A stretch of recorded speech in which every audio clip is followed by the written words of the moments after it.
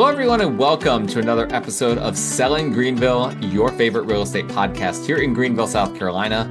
I'm your host, as always, Stan McCune, right here in Greenville, South Carolina, and you can find all of my contact information in the show notes if you need a realtor in this area.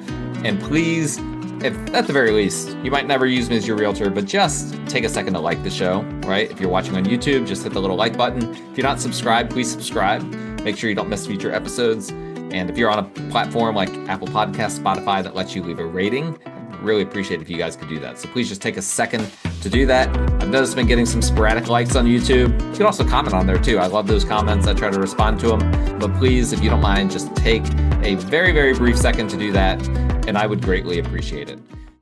Today, we are going to be doing something that I don't know has ever been done before. I'm going to be completely honest. Maybe it has been. Probably someone out there has done it before, but I've never heard of anyone doing this before. We're going to be looking at the multiple listing service and using the price analysis tool, which we have talked about on the show before, to reverse engineer the value of different features for a home. All right. Now I'm going to screen share here so that you guys can see exactly what I'm looking at. And so we talked about this price analysis tool before, but long story short, it basically takes all of the data that I've entered into the multiple listing service for a listing, and it can be an active listing or a partial listing. If it's a partial listing, it's not on the market yet. Nobody can see it except for me. So right now I've got a dummy partial listing using a property that I currently own as a rental property. Okay, so I'm not using someone else's property, doing something weird like that. I didn't have to get permission from anyone except for myself to do this. But basically, the price analysis tool in the multiple listing service tells me, based on the data that I have entered into the MLS, right, the location of the home, the list price, and all of the features that were checked, it tells me how many buyers it matches to that have saved searches in the multiple listing service. So I just ran it, and it told me that there are 168 potential buyers matched to my home at $450,000. Now, does that number sound low? Maybe. That's actually a decent number for the multiple listing service. Remember, this is not telling you all of the potential buyers. This is just telling you the saved searches in the MLS.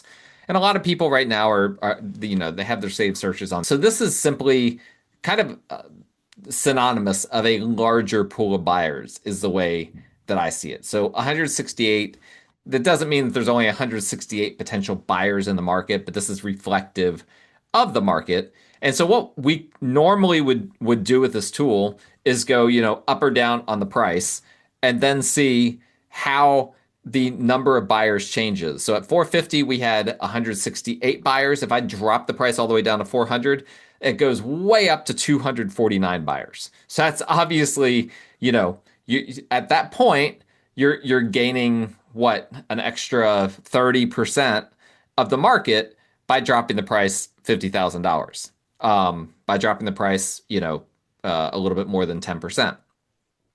So that's typically how this price analysis is used, but we're going to use it differently today. What I'm going to do is I'm actually going to go into the features of the home, and I'm going to change some of these features and see whether that changes the potential number of buyers that we have for the house. So keep the number 168 in your mind. That is the number of buyers that we currently have for this home. Now, this home is a tri-level home. And so I'm going to just start right at the top and just say, what happens if I just say that this is a one-level home? All right. So there's going to be a little bit of a lag time with some of this, because what I have to do is I have to make the change, then I have to save it, and then I have to run the price analysis. So changing it from a tri-level home to a one-level home increases the buyer count from 168 to 204. Okay, that's a huge, huge jump, right? That's basically a 20% jump. So guess what? If my home were a one level, a ranch home, it would be 20% more. There'd be 20% more of the market for it than as a tri-level home. That's actually super interesting. I did not know to expect that. All right, so I'm switching it back to tri-level. The home is 50 plus years old. Let's say that I change it to, oh, I don't know. Let's say 11 to 20 years old. That's a really nice sweet spot because most people don't want the brand new homes. They want a home that has quote unquote, good bones. But at the same time, they don't want the really, really old home. So what did that do? That upped my number from 168 potential buyers to 188. So about a 10% increase, a little more than a 10% increase, by simply going from a 50 plus year old home to an 11 to 20-year old home. Let's see what happens if I do it as a 1 to 5 year old home, just out of curiosity. 1 to 5 year old home. Remember, the 11 to 20-year old home is 188. 1 to 5 year old home goes up to 196 potential buyers. So people really like that 1 to 5 year old home range. Let's see if I change it to new, never lived it. Now, I'm excited about this. Hope you guys are as excited about this as I am. I'm on the edge of my seat. 190 buyers. Okay, so this is what I was saying. There's fewer people, looking for a brand new home than there are, looking for a home that is 1 to 5 years old, which was, I believe it was 196, right? Hold on, let me run that again. 196, yeah, exactly. All right, moving on from that, let me change that back to 50 plus years old to be accurate. And we should be back at 168 buyers, which we are. All right, let's look at what else we've got. All right, I've got the lot size as a half acre or less. Let's see what happens if I change that to a half acre to 1 acre. Okay, or yeah, half. This is very very confusing the way it's worded here, but yeah, a half acre to an acre. Let's see if that takes us up from 168 to a higher number. Only takes us up marginally higher to 170. So the difference in buyers looking at homes with less than a half acre to those in the east side looking at homes with a half acre to an acre, not a whole lot. Not a big difference. What if we go to 1 to 2 acres?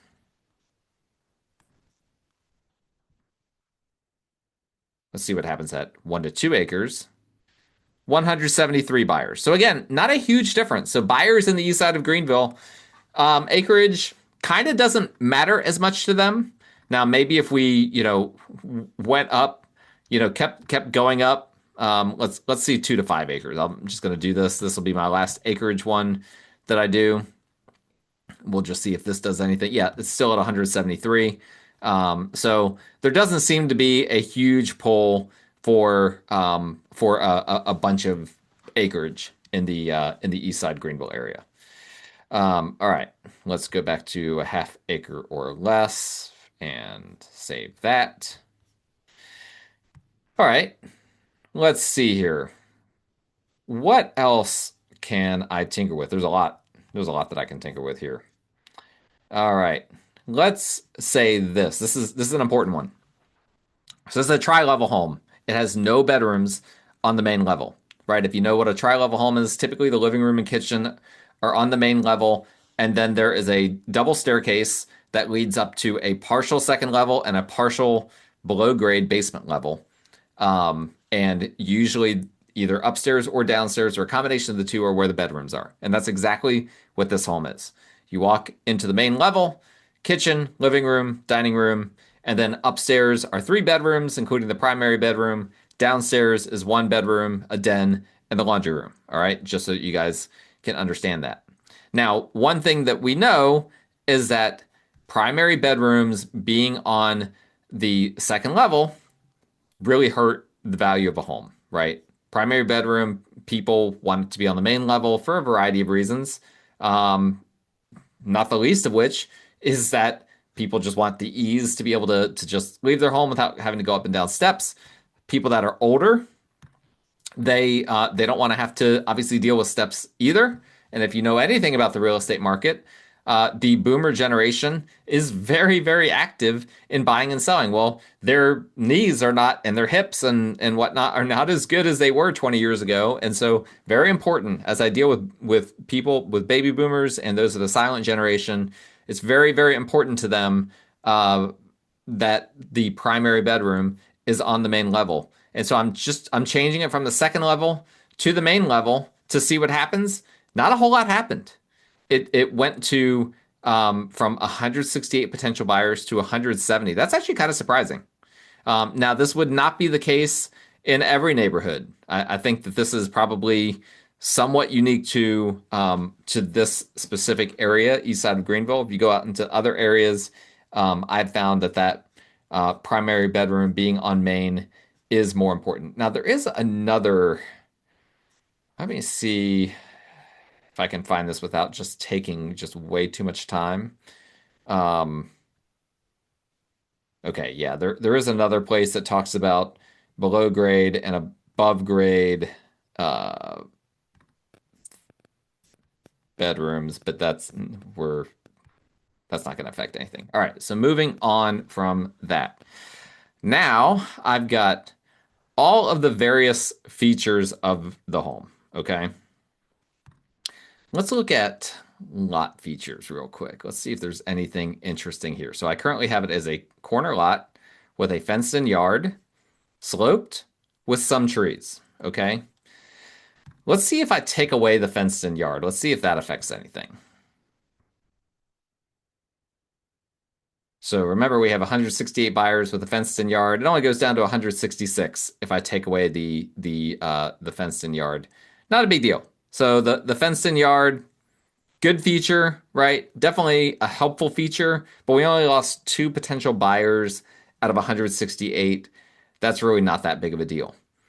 Let's see. What happens if we have a mountain view? Okay, let's add a mountain view. And I went ahead and put the fence back in there, fenced in yard. Mountain view takes us from 168 buyers to 170 buyers. Okay, so there's a couple people that want a mountain view. Let's see if I do it as a cul-de-sac. Get rid of the mountain view. How many people want to be at a cul-de-sac, or how many people don't want to be at a cul-de-sac? We don't know. Doesn't matter.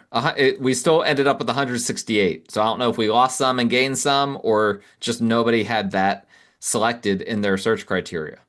What happens if we add a water view? This one might be the one that where we see a big difference. So some sort of a water view. It doesn't specify what kind of water view.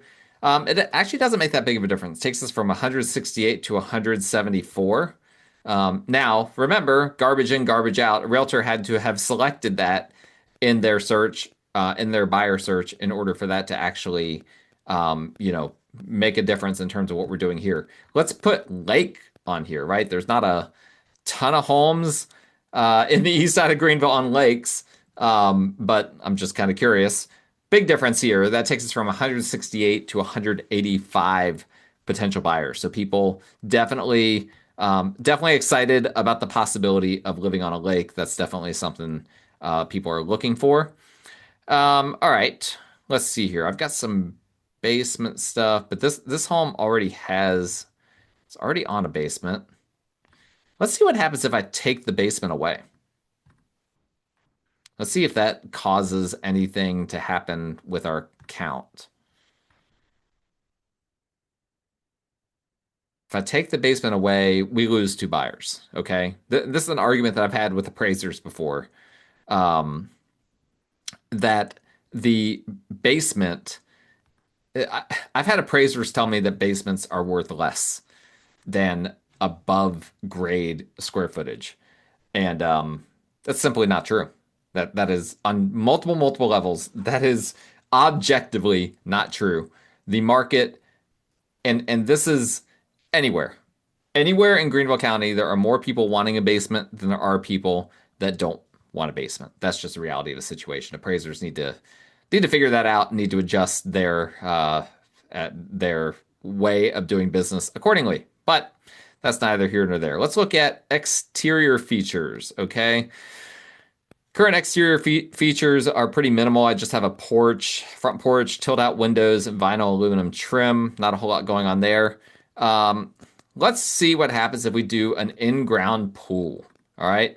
Now, before I run this, frequently people there is this thing that's out there in the ether when it comes to real estate that people think that in-ground pools are hurtful for a home value. And I, generally speaking, have found that to not be the case. I've found it to be the opposite, actually, that they help home values in the Greenville area because we don't have a ton of pool houses, particularly at affordable price points, like the below $500,000 price point. So let's see what happens. Let's see if we're at above or below 168 hits. Oh yes, way above 190. So we gained basically what, close to 20%, something like that, by adding a pool. 20% more buyers by adding a pool. People want pools. They want in-ground pools. Now, what I'm curious about is, what if I do an above ground pool? Yeah, here we go. Above ground pool. Let's just see. I have to. I'm sorry. Listen, I've got an above ground pool that's built into my deck. All right, so no shame.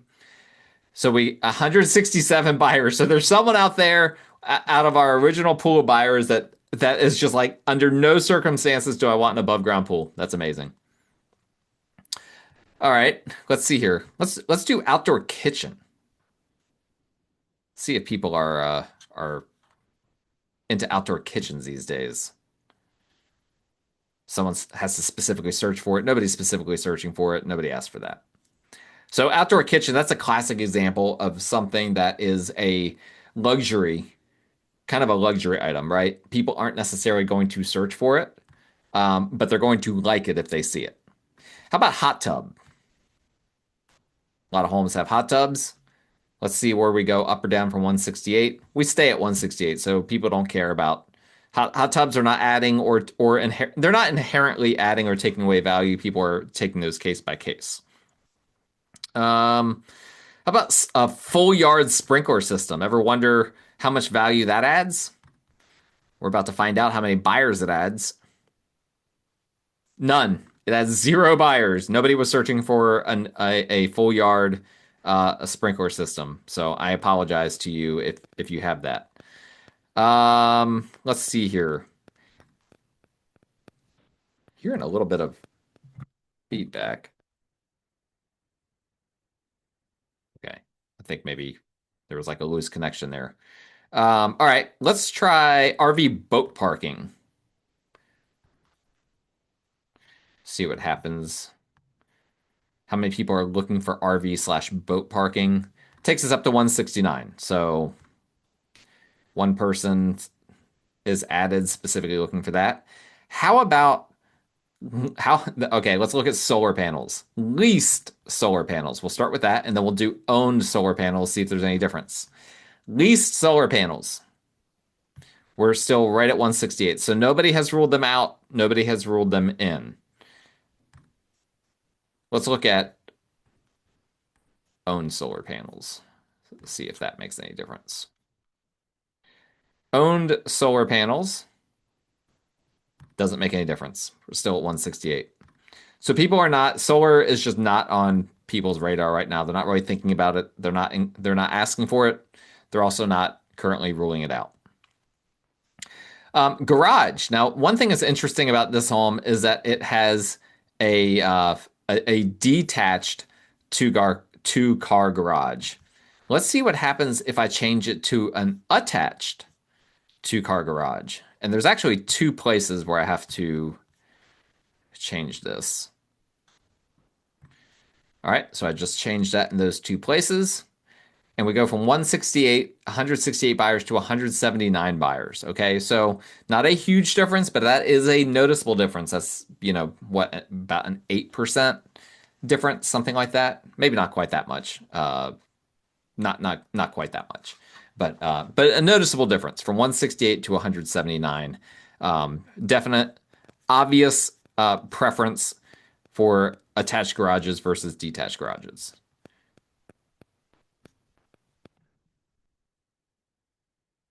I think I figured out the feedback that I'm hearing. I think it has to do with my headset. I don't think it has to do specifically with the sound. So hopefully you guys aren't hearing that feedback that I have coming in here. All right, changing it back to the detached two-car garage. Okay, let's see here. What else do we want to play around with here? Let's look at interior features. So the current interior features I have are disappearing attic stairs, cable available, ceiling fans, smooth ceiling, granite countertops, open floor plan, pantry closet, and there's a whole lot more that I can include in here. Let's see what happens if I change it to a walk-in pantry. Right, that's one of those things I could see people specifically having as their search criteria, but they don't. Okay, it's still at 168. All right, so people are not specifically searching for walk-in pantries versus closet pantries. All right, so that's good. That's good if you have a closet pantry. Let's see. Let's see if there are people specifically searching for split floor plans. Split floor plan, in case you don't know, it's when the primary bedroom is kind of on a different side of the home than the guest bedrooms. Nobody's asking for that. That's at it. We stayed at 168 for that. Didn't help, didn't hurt. Let's see here. We'll do second living quarters here in a second. Oops. Let's do 9-foot ceilings. Okay, let's see if that makes any difference here. Takes us to 169. So we added one buyer by putting 9-foot ceilings in there. All right, let's do second living quarters. This would be like if you had an in-law suite or something like that. Kind of a niche field. I don't know. Okay, yeah, it took us up a little bit from 168 to 174. We added 6 buyers that are looking for something like that, whether it's for multi-generational living, whether it's for, maybe, short-term or mid-term rentals, something like that. Added a few buyers. That's worthwhile. Primary bedroom features. So we currently have a full bath, primary on second level. Um, it's funny. We changed before the primary on main level and it didn't do anything, but I didn't change it here. I forgot to change it here. So actually, that's going to be the first thing that I do. So anyway, we got primary on second level, multiple closets, shower only, and then other see remarks. I'm going to change it here now from primary on second level to primary on main and see if maybe this is the field that realtors are searching for when they're setting up their searches for clients only wanting primary on main level. And yeah, it is. We went up from 168 buyers to 198 buyers. Okay, so forget what I said before. For whatever reason, there's sometimes multiple places where these fields are redundant. And this was an example. We just went up. We gained 20% more buyers by having the primary on the main level versus the primary on the second level. That is a big deal. That is a very, very big deal. And so yeah, I think before when I changed it, I don't know. I've already changed so many things, I'm losing track. I apologize. If it had made a big difference before when I changed it and I just forgot, yeah, forget it. Um, let's do, so the current house does not have a walk-in closet. Let's add a walk-in closet and just see what happens. Again, I changed it back to primary on second level. Walk-in closet doesn't do anything. People are not searching for walk-in closets. Kind of interesting. Kind of interesting. Maybe there's kind of a general assumption that the home will have that, or maybe people are just like, I don't want to specifically search for that, and then, rule out other homes that have multiple closets or maybe ample closets that just aren't walk-in. Let's look at specialty rooms, okay? Let's look at there's a lot of options here. Let's look at office. If I have an office in here, let's see if that bumps us up from 168. It does to 177. That's noticeable. That's a noticeable difference. So having an office slash study is a good thing. What about sunroom? People love their sunrooms, but it doesn't make a difference. We're still at 168 buyers with the sunroom. That's fascinating. Very, very fascinating. I'm going to do something different here. I want to see if I change it to an office and then bump us down to 3 bedrooms. All right. And so basically what I'm saying is I'm saying that one of the bedrooms is an office functionally. I'm going to see if this takes us up or down. I have no idea what's about to happen. I haven't run any of these before, so I don't know what's going to happen. Okay, so getting rid of the fourth bedroom and instead inserting an office took us from 168 buyers to 141 buyers. So that's not the move. People want the bedroom over the office. But all else being equal, people would rather have the fourth bedroom and have a dedicated office too. All right, so let me add that fourth bedroom back in and let me get rid of the office. Let's see here. What about workshop? I can see the workshop getting us some hits. How valuable are workshops? Didn't make a difference. 168. Um, just for kicks, let's try wine cellar. I'm just kind of curious. Wine cellar, does it add or subtract? Well, it's not going to subtract. Yeah, it's just that we're still at 168. Nobody's searching in this area at this price point for wine cellars. Okay, let's just do a few more of these and then I'm going to let you guys go. But I think you've gotten a good sense okay, what are some of the things that are not valuable, and I can actually use this tool in real time. If I have a potential seller client that's interested, if I enter all of this information in, I can actually tweak all of this to specifically answer, these questions. They're like, well, what if I add a workshop? Okay, is that going to add any value to the home? Well, it does. Is it going to actually add buyers to the home? That's kind of a different question, right? Because a feature that doesn't add buyers to your home might make your home more attractive to the buyers that are interested. But really, the best features are the ones that actually add buyers, right? Those are the ones that truly do add value. Let's see if there's is a difference for this is gonna be the last one that I do. Water heater. Okay. So currently it's an electric water heater. Let's see if I change it to gas, if people care about gas over electric, if that's like a specific search that people have. It's not. Okay, but let's try one more thing. Let's say that it's gas and tankless. See if people care about tankless. Nope. Nobody is searching for that. Not in this area, at least.